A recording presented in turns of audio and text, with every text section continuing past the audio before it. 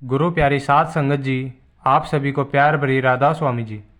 साध संगत जी, आज की यह साखी एक ऐसे विषय से संबंधित है जो कि हम भी जानना चाहते हैं कि आखिर जो नाम की कमाई वाले सत्संगी होते हैं, जो भजन बंदगी को बताए गए समय से ज़्यादा समय देते हैं, अक्सर देखा गया है कि वह दूसरों के घर का खाना तक तो दूर, वह तो पानी तक भी नहीं पीते। जो कमाई वाले सत्संगी हैं, वह ऐसा क्यों करते हैं?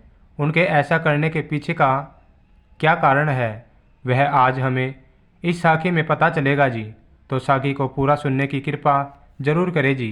साखी शुरू करने से पहले आपसे एक विनती की जाती है कि अगर आप साखियाँ सुनना पसंद करते हैं तो चैनल को सब्सक्राइब करके नोटिफिकेशन को ऑन कर देना जी। साध संगत जी, एक बहुत ही कमाई वाली बीवी थी। उनकी कमाई इतनी थी कि बताने वाले बताते हैं कि वह तो कितने कितने दिन खाना तक नहीं खाती थी, और आसपास के लोग जब भी उनसे मिलने जाते थे वह तो उनके पैरों में पड़ जाते थे। अक्सर देखा जाता है कि जब भी कोई संत महात्मा होता है तो लोग उनके पैरों में पड़ना शुरू कर देते हैं, जबकि वह ऐसा करने से मना करते हैं, क्योंकि वह कहते हैं कि रूहानियत हमारे पैरों में नहीं है, हमारे कपड़ों में नहीं है, आपके अंदर है। जो दौलत मालिक ने हमारे अंदर रखी है, बस फर्क सिर्फ इतना है कि उन्होंने पहचान कर ली होती है और हमने पहचान नहीं की होती, इसलिए हम बाहर भटकते रहते हैं। इसलिए तो अक्सर फरमाया जाता है कि मनमुख और गुरुमुख में सिर्फ पहचान का ही फर्क है और कोई फर्क नहीं है। जो गुरुमुख होता है उसने पहचान कर ली होती है, जो मनमुख होता है वह बाहर ही भटकता रहता है, बाहर ही धक्के खाता रहता है। तो साध संगत जी, ऐसे ही वह जो सत्संगी माई थी, उनकी कमाई बहुत ही थी।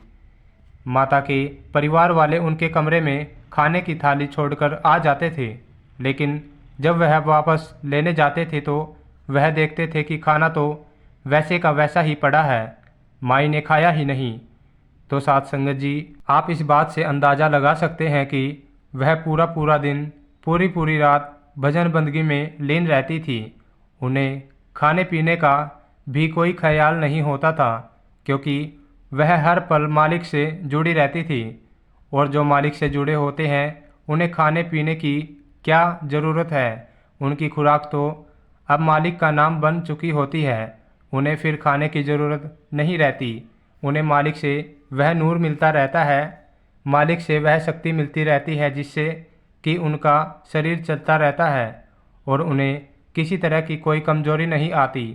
और जब माई बाहर आती थी तो बाहर बहुत संगत इकट्ठी हो जाया करती थी, क्योंकि जैसे जैसे लोगों को पता चलता गया कि माई बहुत कमाई वाली है तो लोग उनकी मुसीबतें उनके पास लेकर आ जाते थे। कोई उनसे अपने घर का मामला सुलझाने के लिए चला जाता था, कोई अपनी कोई और तकलीफ लेकर उनके पास आ जाता था। तरह तरह के लोग उनके पास आने लगे थे, लेकिन माई को यह सब अच्छा नहीं लगता था।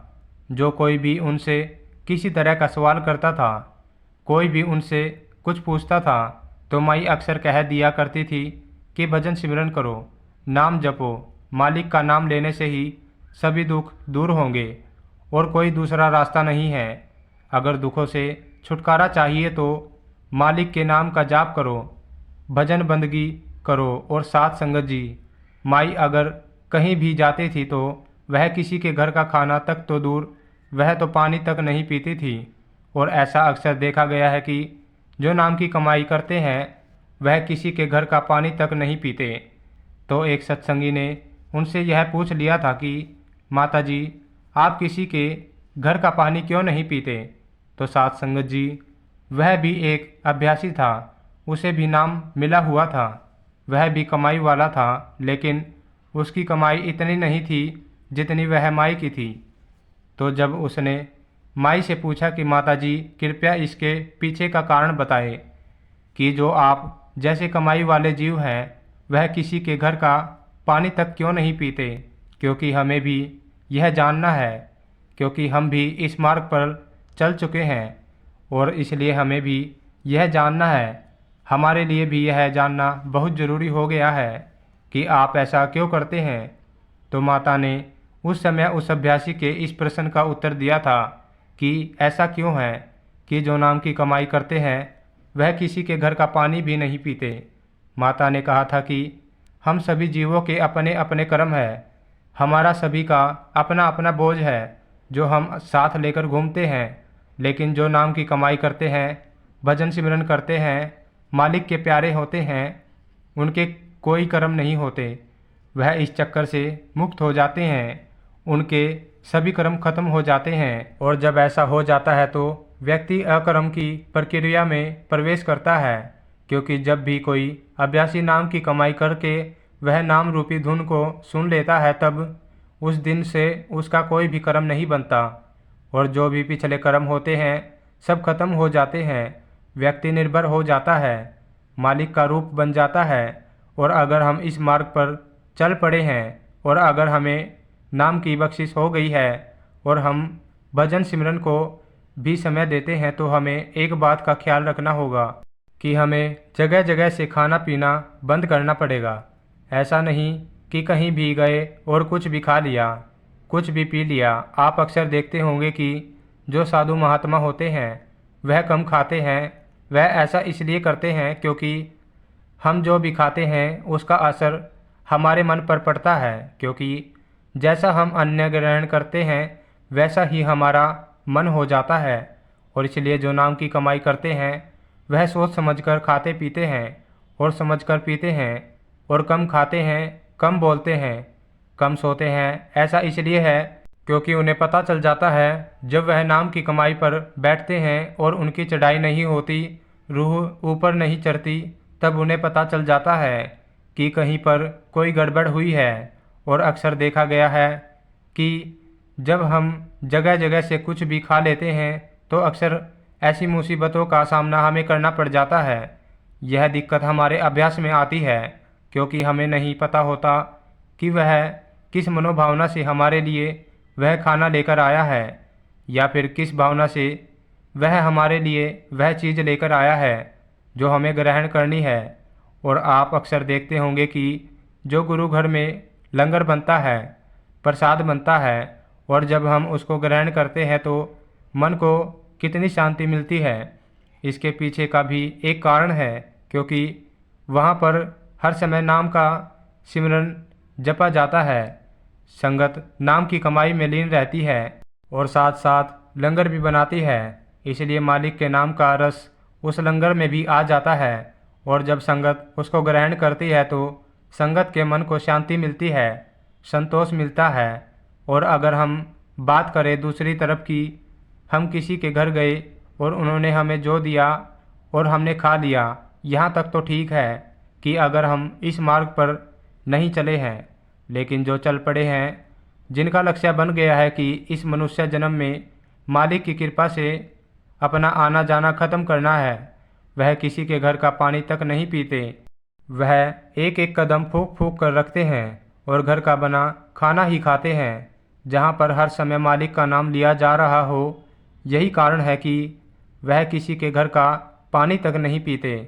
वह उसी घर का खाना खाना पसंद करते हैं या फिर पानी पीना पसंद करते हैं जो मालिक से जुड़े हैं, जो रूहानियत से जुड़े हैं, जिनके घर मालिक का नाम लिया जा रहा हो, जहाँ उसके नाम की चर्चा होती हो, जहाँ उसके नाम का जाप होता हो, उसी के घर का पानी पीते हैं, उसी के घर का खाना खाते हैं। अथवा वह किसी के घर का खाना नहीं खाते और ना ही किसी के घर का पानी पीते हैं। यह जवाब माता जी ने उस सत्संगी अभ्यासी को दिया और यह जवाब सुनकर उसको समझ आ गई थी कि माई हमें क्या समझाना चाहती है। तो साथ संगत जी, इस साखी से हमें भी यही शिक्षा मिलती है कि अगर हम इस मार्ग पर चल पड़े हैं, मालिक की कृपा से हमें नाम की बख्शिश हुई है, तो हमें जगह जगह से खाना बंद करना होगा। तब हमें सोच समझ कर चलना पड़ेगा क्योंकि हम जो भी दिन भर करते हैं उसका असर हमारी भजन बंदगी पर भी पड़ता है, क्योंकि मन बहुत जल्दी प्रभाव लेता है और हम जो भी अपने अंदर डालते हैं, जैसा भी हम खाते हैं, उसका प्रभाव हमारे मन पर पड़ता है। और अगर हम कोई ऐसी चीज़ खा लेते हैं जिससे कि हमारी रूहानी तरक्की रुक जाए, तब हमें बहुत तकलीफ़ होती है। ऐसा अक्सर देखा गया है कि जब हम जगह जगह से कुछ भी खा लेते हैं तो अक्सर उसका प्रभाव हमारी भजन बंदगी पर पड़ता है। तो हमें सतगुरु की कृपा से वही खाना खाना चाहिए जहाँ पर मालिक का नाम लिया जा रहा हो, उसके नाम का जाप किया जा रहा हो।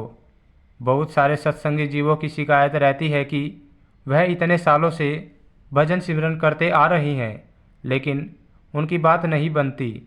तो ऐसे बहुत से कारण होते हैं जिसके कारण उनकी बात नहीं बनती, जिनमें से एक कारण यह भी है कि हमें कम से कम खाना चाहिए और जितना हो सके बाहर का खाना कम करना चाहिए।